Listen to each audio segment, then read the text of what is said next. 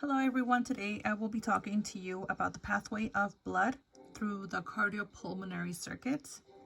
First of all, I want to talk about the main purpose of the heart, and that is to pump deoxygenated blood or blood containing low oxygen to the lungs for oxygenation, which is increasing the levels of oxygen, and then delivering that to the rest of the body.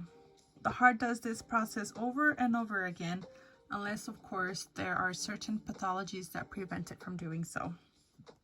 It is important to say that the heart is composed of 4 chambers, 2 of those which is the right atrium and the left atrium,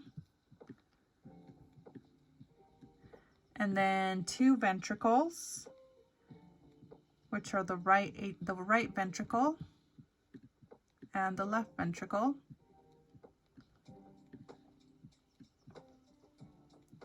The atriums receive blood from veins, and ventricles pump that blood out through the arteries. The right atrium receives oxygen blood from the body, and it pumps it over to the right ventricle. So just right down here. Now the right ventricle receives oxygen blood and pumps it over to the lungs. From there, the left atrium receives the oxygen blood from the lungs, and it pumps it over to the left ventricle, which is just right here. And then the left ventricle receives the oxygen blood from the atrium and then proceeds to pump it to the body.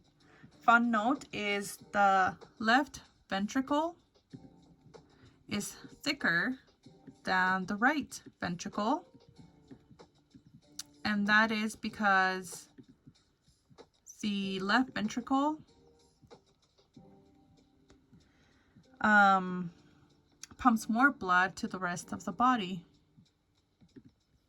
So here you have it.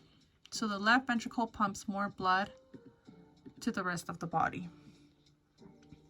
The heart is also composed of valves, and its job is to open and close to let blood flow through the heart and prevent backflow.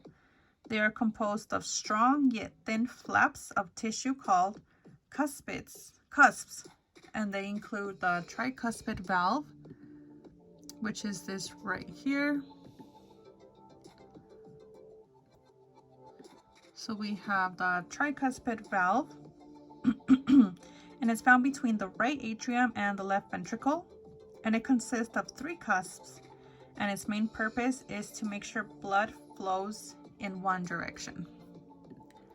Next we have the pulmonary valve, and unfortunately this module does not let me demonstrate it very well, but it is located between the right ventricle and the pulmonary artery, and it consists of 3 cusps, and it acts as a door to prevent backflow of blood to the right ventricle. Next we have the mitral valve, which is just right here. And the mitral valve is found between the left atrium and the left ventricle. This one consists of 2 cusps, and it regulates blood flow from the upper left chamber to the lower left chamber. We also have the coordinates. So these fun things right here. So these coordinates are cord-like structures connecting the cusps to the papillary muscles. The aortic valve consists of 3 cusps. So right here, the aortic valve consists of 3 cusps, and it allows blood to flow from the left ventricle down here into the aorta right up here,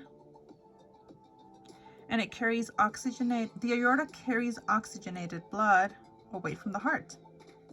A damaged aortic valve will prevent blood flow to the heart and the body, resulting in a visit to the emergency room.